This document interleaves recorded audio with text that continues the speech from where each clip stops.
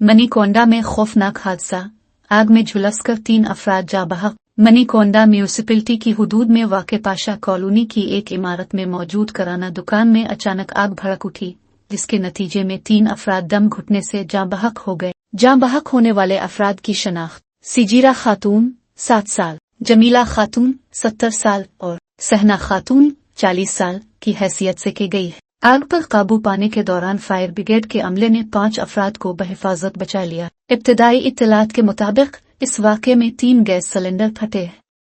हुक्काम वाक़े की मुकम्मल तहक़ीक़ात कर रहे हैं।